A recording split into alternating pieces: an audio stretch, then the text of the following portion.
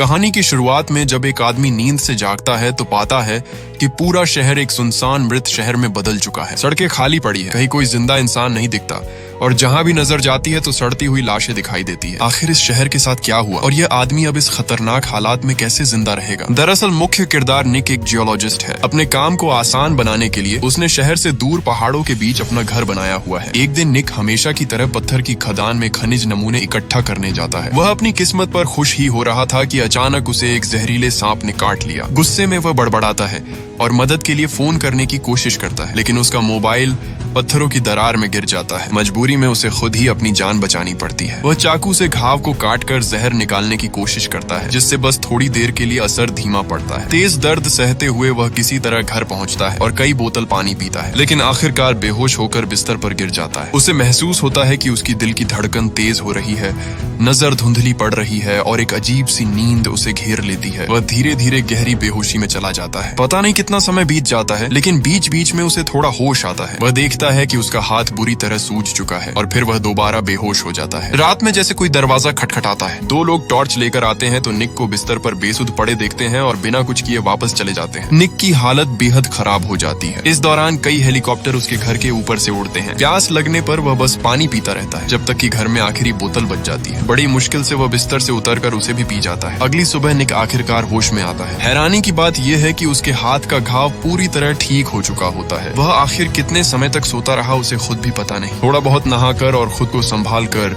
निक ने तय किया कि पहले शहर जाकर कुछ जरूरी सामान खरीद लिया जाए। घर के बाहर खड़ी उसकी छोटी कार पर मोटी धूल की परत जम चुकी थी। उसने कपड़े से शीशा साफ किया और चाबी लगाकर स्टार्ट करने की कोशिश की। खुशकिस्मती से गाड़ी चालू हो गई। निक का घर शहर से ज्यादा दूर नहीं था, तो कुछ ही देर में वह शहर के किनारे पहुंच गया। लेकिन जैसे जैसे वह आगे बढ़ा तो उसे कुछ अजीब सा लगने लगा। पूरे रास्ते उसे एक भी चलती हुई गाड़ी नहीं दिखी और न ही कोई इंसान नजर आया। वह सुपरमार्केट के बाहर गाड़ी रोकता है और सामने ही एक सड़ी गली लाश देखकर सन्न रह जाता है। चौक के बीचों बीच कुछ सैन्य गाड़ियां उलटी पड़ी थीं। आखिर यहाँ ऐसा क्या हुआ था जिससे यह हालत हो गई, ये सोचकर वह पूरी तरह घबरा जाता है। तभी उसकी नजर एक इलेक्ट्रॉनिक बोर्ड पर पड़ती है, जिस पर लिखा होता है कि घातक वायरस का प्रकोप की वजह से सभी लोग तुरंत जहां हैं वही शरण ले। निक चौंक कर कहता है कि ये असंभव है। वह तुरंत वापस गाड़ी में भागता है और रेडियो चालू करता है। हर चैनल पर सिर्फ सरकारी रिकॉर्डेड संदेश ही चल रहे थे। ये वायरस बेहद तेजी से फैलने वाला और जानलेवा है,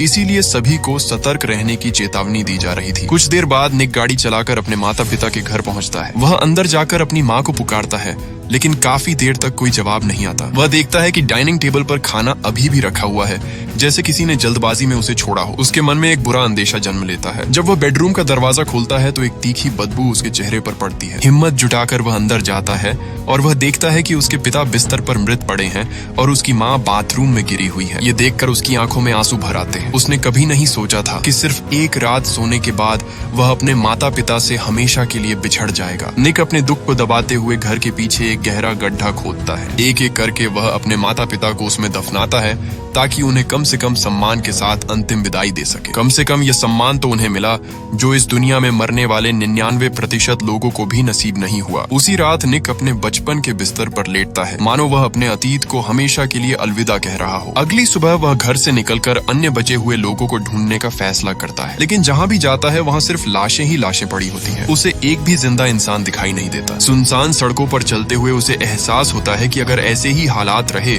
तो बस साल बाद यहाँ की घास इंसानों से भी ऊंची हो जाएगी। वह एक सुपरमार्केट से कुछ जरूरी सामान इकट्ठा करता है और तय करता है कि शहर से दूर जाकर देखेगा, लेकिन शहर से बाहर जाने वाला पुल पूरी तरह बंद मिला। निक हैरान होकर गाड़ी से उतरता है और देखता है कि आगे का रास्ता बिल्कुल जाम है और रुकावट हटाना नामुमकिन है। अब उसका धैर्य जवाब दे देता है और उसकी भावनाएं टूट जाती हैं। वह चाहता है कि पिछले 2 दिन बस एक बुरा सपना हो। वह गुस्से में स्टीयरिंग पर जोर जोर से मुक्के मारता है। खुद को थोड़ा शांत करने के बाद वह दूसरी दिशा में जाने का फैसला करता है। वह आंखें बंद करके एक्सीलरेटर पूरी तरह दबा देता है। सीधी सड़क पर एक भी गाड़ी नहीं है और उसे किसी चालान का डर भी नहीं है। धीरे धीरे रात हो जाती है और उसे दूर कहीं लाल रोशनी चमकती हुई दिखाई देती है। करीब 15 मिनट बाद वह एक और शहर में पहुंचता है। सड़कों के किनारे रंग बिरंगी लाइटें जल रही हैं। पहली नजर में बस लोगों की कमी को छोड़कर उसे सब कुछ सामान्य लगता है। निक सबसे बड़े मॉल में जाता है और सोचता है कि अगर कोई बचा होगा तो यही होगा, क्योंकि यहाँ खाने पीने और रहने की सारी सुविधाएं मौजूद है। लेकिन वह हर एक मंजिल छान मारता है, फिर भी एक भी इंसान नहीं मिलता। उसके मन में सवाल उठता है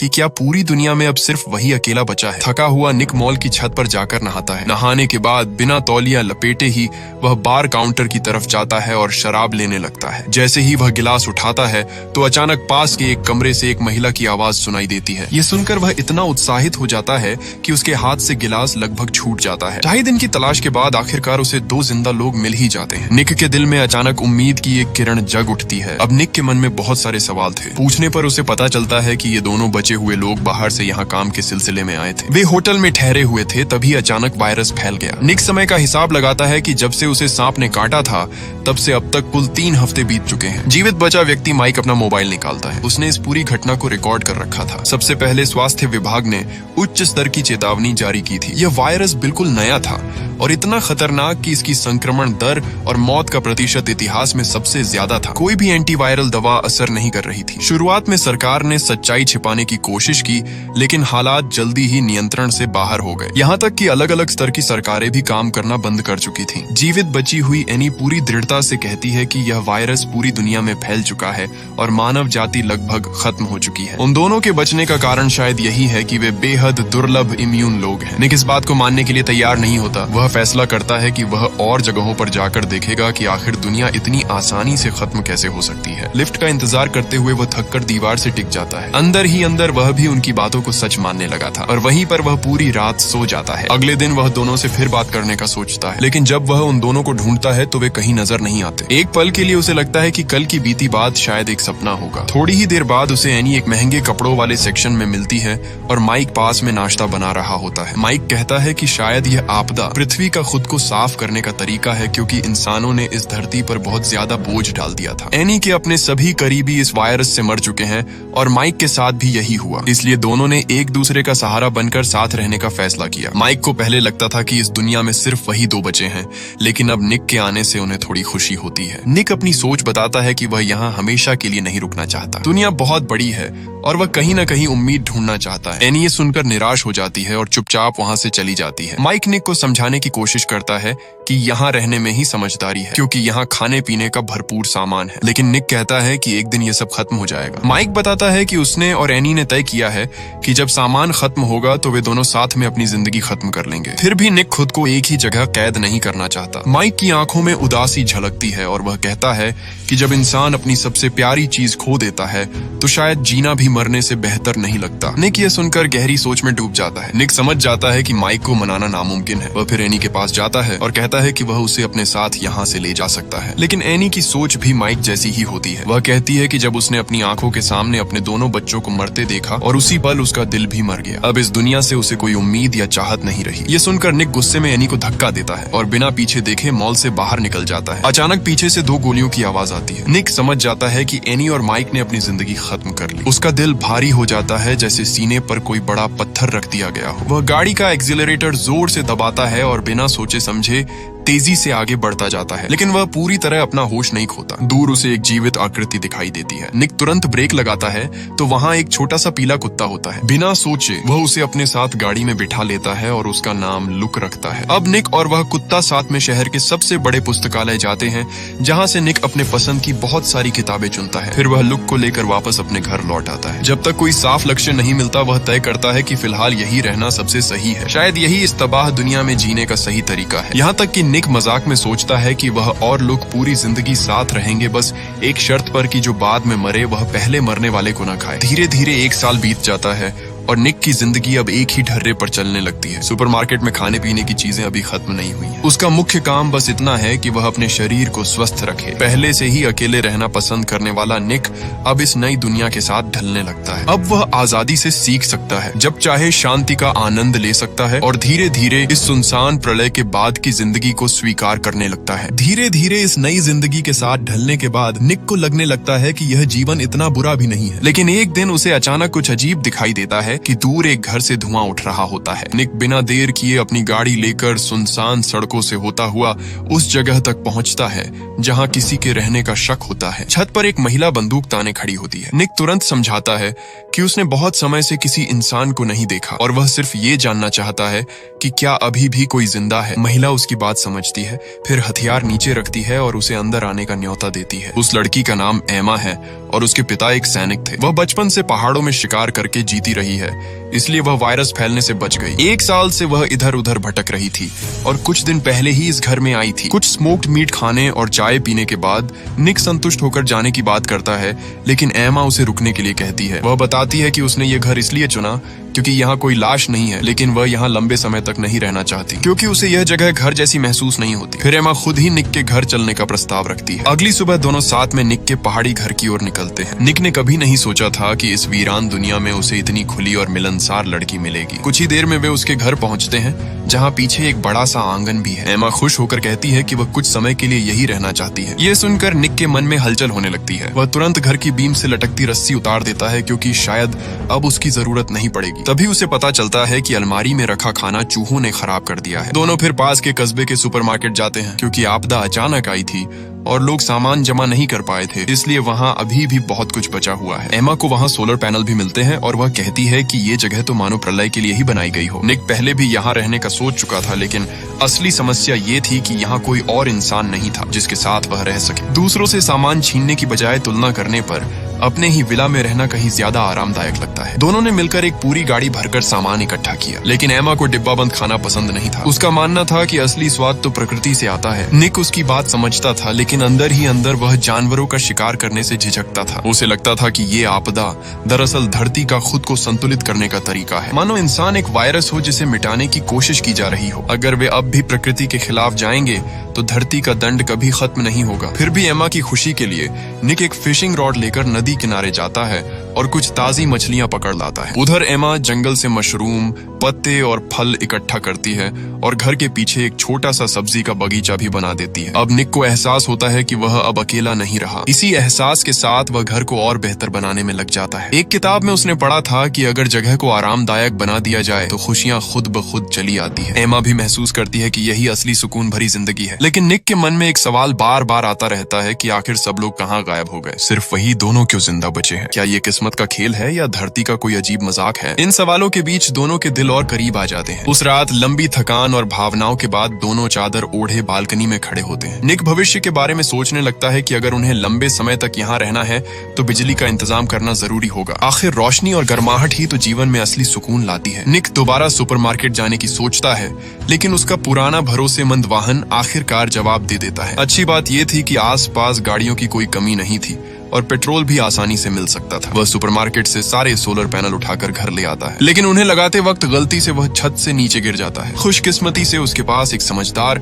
और हर काम में माहिर साथी थी। एमा कहती है कि प्यार का मतलब है जब तुम्हें जरूरत हो तो कोई पूरे दिल से तुम्हारे साथ खड़ा हो। निक इस प्यार और अपनापन को पूरी तरह महसूस करता है और शायद उसे अपने बीते हुए पलों की याद आने लगती है। आधी रात को एमा चुपके से अपना बैग खोलती है। उसके अंदर कई पुरानी तस्वीरें संभाल कर रखी होती हैं, कुछ उसके बॉयफ्रेंड के साथ, कुछ उसके 2 बच्चों की और कुछ उसके माता पिता के साथ। लेकिन अफसोस ये सभी लोग अब इस दुनिया में नहीं रहे। अगली सुबह निक की टांग का घाव काफी ठीक हो चुका होता है। वह फिर से सोलर पैनल लगाने की तैयारी करता है।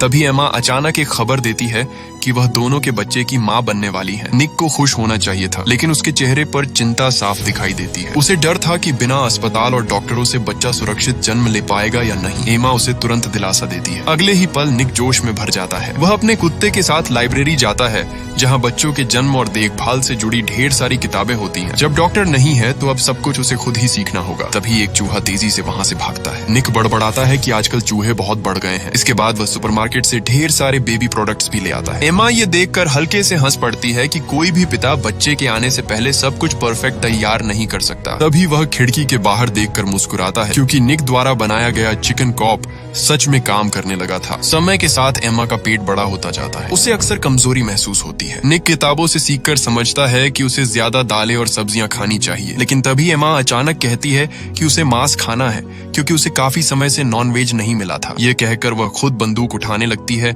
लेकिन निक उसे रोक देता है और वह खुद इस जिम्मेदारी को उठाता है। कुछ ही देर में वह नदी किनारे कुछ आवारा पशु ढूंढ लेता है। वह बंदूक में गोली भरता है, लेकिन ट्रिगर दबाने से पहले ही हिचकिचा जाता है। वह सोचता है कि पहले इन्हें पकड़कर घर ले जाए, लेकिन जानवर इतने आसानी से काबू में कहाँ आते हैं। कुछ ही पल में सभी गायें भाग जाती हैं, सिर्फ एक छोटी सी गाय वहीं खड़ी रह जाती है। निक काफी देर तक सोचता रहता है। आखिरकार निक ने बंदूक उठाई और दांत भींचकर ट्रिगर दबा दिया, लेकिन सफेद गाय तुरंत नहीं मरी। वह जमीन पर तड़पते हुए दर्द से कराहने लगी। निक गुस्से और बेबसी में उसे कोस सोचता है और मजबूरी में एक और गोली चलाता है और इस बार गाय मर जाती है। लेकिन निक को जरा भी खुशी नहीं होती क्योंकि असली परीक्षा तो अब शुरू होती है। वह हालात से मजबूर होकर किताब में बताए गए तरीके को अपनाता है। काफी मशक्कत के बाद आखिरकार उसे एक पूरा बॉक्स भरकर खाना मिल जाता है। जब एमा उसे देखकर खुशी से खिलखिलाती है तो निक को लगता है कि उसकी सारी मेहनत और तकलीफ वाजिब थी। लेकिन दोनों को ये नहीं पता होता कि यही खाना उनके लिए एक बड़ा खतरा बनने वाला है। एक पूरा दोपहर लगाने के बाद निक आखिरकार सोलर पैनल भी लगा देता है। शाम होते होते दोनों खुशी खुशी घर की लाइट चालू करते हैं। बड़ा सा फ्रिज भी अब काम करने लगता है। तभी एमा एक डिब्बा निकालती है और बताती है कि बाथरूम में एक बड़ा चूहा डूबकर मर गया था। निक इसे हल्के में लेता है लेकिन तभी बाहर से अजीब सी आवाजें आने लगती हैं। जब वे खिड़की से बाहर देखते हैं तो उनके होश उड़ जाते हैं। दिन में खाए गए खाने की गंध ने